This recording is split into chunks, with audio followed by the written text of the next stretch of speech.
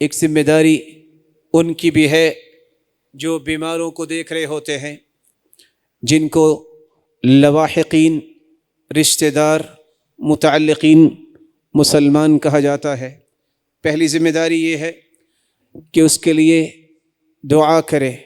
رسول اللہ صلی اللہ علیہ وسلم نے فرمایا کہ ایک شخص جب دعا کرتا ہے ایک مسلمان کے لیے بظاہر الغیب اور وہ موجود نہیں، مستجاب ہے، اللہ عز و جلال اس کی دعا کو قبول فرماتے ہیں، اور اللہ عز و جلال ایک فرشتے کو بھیجتے ہیں، وہ آ کے خود آمین کہتا ہے اس انسان کی دعا پر، اور ساتھ گزارش کرتا ہے وَلَكَ بِمِثْلِ، اے اللہ یہ مسلمان اپنے مسلمان بھائی کے لیے دعا کر رہا ہے، اس کی دعا کو بھی قبول فرما، اے اللہ میں اس کے لیے دعا کر رہا ہوں تو اسے بھی قبول فرما۔ تو ایک مسلمان کی ذمہ داری ہے کہ اس کے لیے دعا کرے۔ دوسری ذمہ داری یہ ہے کہ اگر وہ خود بیمار نہیں یا کسی پریشانی میں نہیں، اس کے لیے ممکن اور آسانی ہے تو اس کی بیمار پرسی کرے، کیونکہ رسول اللہ صلی اللہ علیہ وسلم نے فرمایا اطعم الجائع، بھوکے کو کھانا کھلایا کرو، وعود المریض، بیماروں کی عیادت کیا کرو، وفک العانی، اور جو ناجائز کہیں قید میں چلے جائیں انہیں چھڑایا کرو۔ بلکہ آپ صلی اللہ علیہ وسلم نے حکم دیا، امرنا رسول اللہ صلی اللہ علیہ وسلم بعیادت المریض، ہمیں حکم دیا کہ ہم بیماروں کی عیادت کریں، اور مسلمان کا مسلمان پر بنیادی حق ہے۔ آپ صلی اللہ علیہ وسلم نے فرمایا عود المریض، بیمار کی بیمار پرسی کرو، واتبعوا الجنائز، اور جنازہ پڑھا کرو، تذکرکم الآخرہ، تمہیں آخرت یاد دلاتا رہے گا یہ عمل۔ اور آپ صلی اللہ علیہ وسلم نے فرمایا ما من مسلم یعود مسلما غدوہ الا صلی علیہ 70,000 ملک، جو صبح کے وقت کسی بیمار کی بیمار پرسی کرتا ہے 70,000 فرشتے صبح سے شام تک بیمار پرسی کرنے والے کے لیے دعاؤں میں لگ جاتے ہیں۔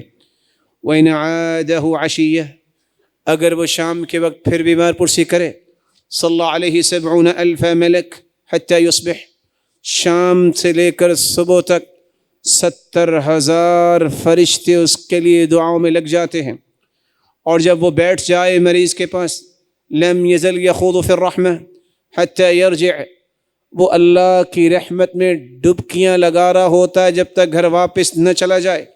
رسول اللہ صلی اللہ علیہ وآلہ وسلم نے فرمایا من عاد مریضا لم یزل فی خرفۃ الجنہ، جو کسی بیمار کی بیمار پرسی کرتا ہے تو وہ جنت کے باغیچے میں ہوتا ہے حتی یرجع، جب تک وہ پلٹ کے واپس نہیں آ جاتا۔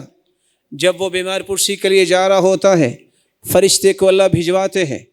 جامع ترمذی کی روایت ہے، وہ کہتا ہے ان طبت وطاب ممشاک وتبوأت من الجنت منزلا، بڑے خوش نصیبے والے ہو، تم نے تو جنت کی راہ پا لی ہے آج، لیکن اس کے لیے ضروری ہے جنازہ پڑھنے جانا ہو یا بیمار پرسی کرنے جانا ہو صرف اللہ کی رضا کے لیے، مت کسی کے جنازے پہ جاؤ کہ اگر نہ گیا تو لوگ کہیں گے جنازہ پڑھنے نہیں آیا، اس لیے جاؤ کہ یہ سنت ہے، اس لیے جاؤ کہ یہ مسلمان کا حق ہے، اس لیے جاؤ کہ 2 احد پہاڑ جتنی نیکیاں ملیں گی، اس لیے مت جاؤ کہ میں دکھاؤں کہ میں بھی آیا تھا۔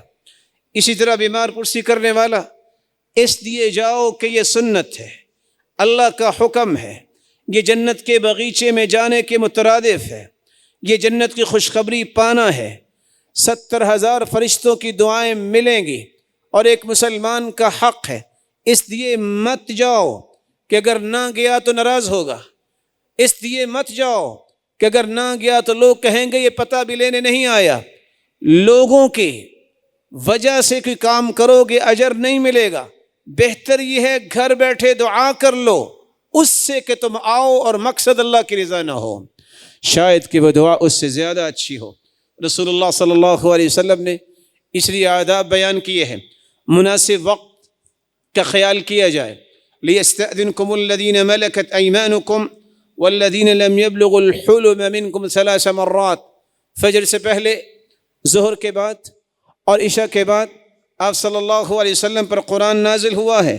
کسی کے گھر جانے سے منع کیا، اجازت لے کے جائیں، 3 مرتبہ اجازت ملے تو ٹھیک، وگرنہ واپس چلے جائیں۔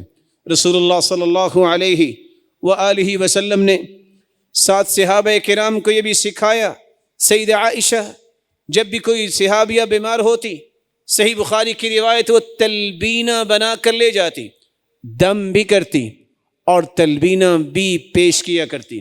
آپ صلی اللہ علیہ وآلہ وسلم خود بھی جب جاتے صرف بیمار پرسی نہ کرتے، ادب یہ ہے کہ ضرور دعا کے ساتھ دم کریں۔ آپ سینے پہ ہاتھ رکھ کے بھی، پیٹ پہ بھی اپنا ہاتھ پھیر کر اور سر پہ بھی ہاتھ پھیر کر دم کیا کرتے، جو دم جبریل معروف ہے۔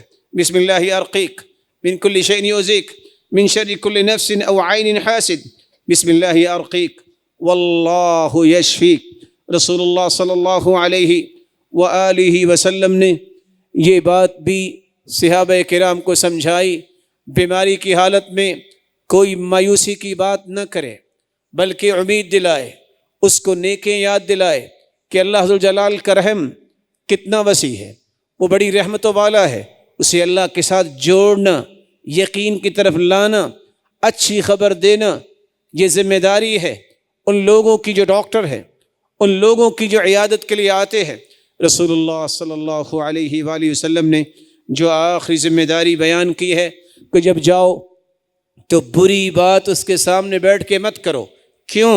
فقولوا خیرا، ہمیشہ اچھی بات کرو۔ فإن الملائکۃ یؤمنون علی ما تقولون، کیونکہ اس وقت فرشتے آمین کہہ رہے ہوتے ہیں جو بھی تم کہتے ہو، اس لیے اچھی بات ہی کہو۔ بلکہ فإن دعاءہ کدعاء الملائکہ، بیمار کی دعا فرشتوں جیسی ہو جاتی ہے، اس سے بھی دعا کروانی چاہیے۔ اور اگر کوئی قریب المرگ ہے، بلا شبہ ڈاکٹر کے پاس لے جانا ذمہ داری ہے، لیکن شاید کہ اس سے بہتر یہ ہے کوئی ایک شخص فوراً بیٹھے، اسے کلمہ پڑھائے، اسے بار بار اللہ ذوالجلال کی رحمت کی امید دلائے۔ کیوں؟ من کان آخر کلامہ لا الہ الا اللہ دخل الجنہ، جس کی زبان پہ کلمہ جاری ہو گیا آخری وقت، وہ جنتی مہمان ہوگا۔ ڈاکٹر کے پاس پہنچ بھی جائے اور اگر کلمے سے محرومی ہو جائے تو وہ تو فائدہ نہ ہوا، اصل فائدہ وہ ہے جو جنت کی شکل میں اس کے سامنے آئے گا۔ اللہ تعالیٰ سب کو صحت و عافیت سے نوازے، ایمان کی دولت سے نوازے، اور جتنے تشریف فرما ہیں سب کو اللہ ذوالجلال جنت میں بھی اپنے محبوب کے ساتھ جمع فرمائے اور اپنے دیدار کے مستحق بنائے۔ وآخر دعوانا ان الحمد للہ رب العالمین۔